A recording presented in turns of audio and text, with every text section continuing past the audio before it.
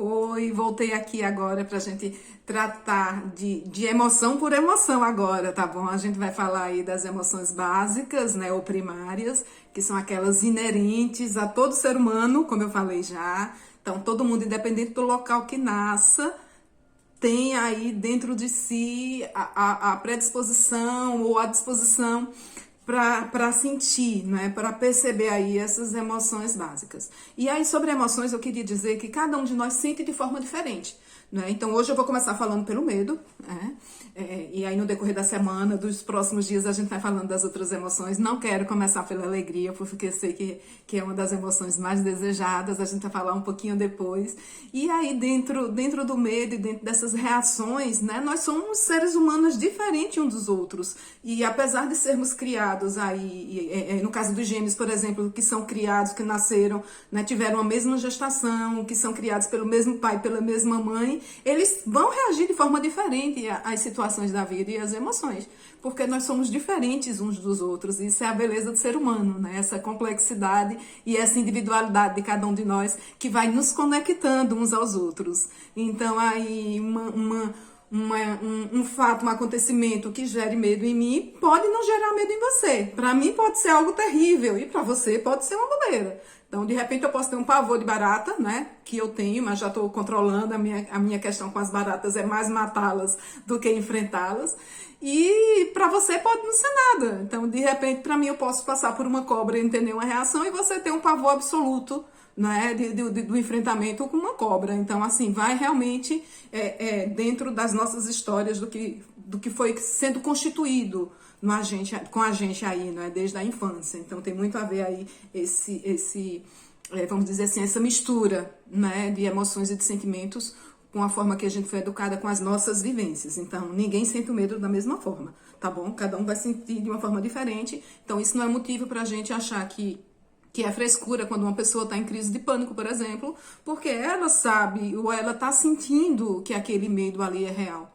Né? Então, assim, dentro das crises ou dos episódios de pânico, né? De ansiedade generalizada aí, ou até setorizada aí como as fobias, o principal, o medo exerce um papel muito importante. Né? A ansiedade aí é esse medo sem controle. Né? E aí vai gerando essa ansiedade.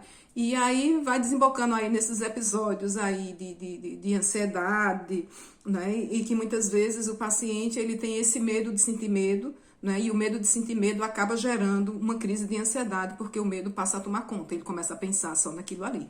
Então, uma das formas de a gente combater o medo é a distração. Então, quando a gente se distrai dentro daquele medo que não é real naquele momento, né, dando uma respirada, aquele medo vai acalmando e aí a gente começa a racionalizar. Né? Então, o principal fator dentro da crise de ansiedade é realmente esse reconhecimento do medo. Né? E aí esse medo, ele desemboca aí no medo social, né? Tem pessoas aí que não conseguem interagir com outras pessoas, vivem aí realmente de forma isolada, né? Tem a questão aí do medo de fobias, como eu já citei, né? Há pessoas que têm medo de viajar de avião, por exemplo, há pessoas que têm medo de altura. Então, se a gente abrir aí um espaço para conversar sobre o medo, eu acredito que cada um de nós vai ter pelo menos algum medo na vida. Né? Seja de fatores de risco físico ou seja de fatores emocionais ou mentais. Então, sentir medo precisa ser validado, porque o medo é uma forma da gente se proteger. Né? E imagina se a gente não sentisse medo, né? A gente iria atravessar a rua sem olhar para os lados, a gente iria saltar, subir em tudo que é local alto aí, sem nenhum temor pela vida. Então, o medo é uma preservação da nossa vida. Então, valide os seus sentimentos, valide o medo, que ele não é ruim, ele só é ruim quando ele sai do nosso controle. Então, a gente precisa administrar, né? Controlar, ninguém consegue controlar nada. É uma ilusão mesmo. Mas a gente precisa administrar as nossas emoções. E entre elas, hoje, a gente viu um pouquinho sobre o medo.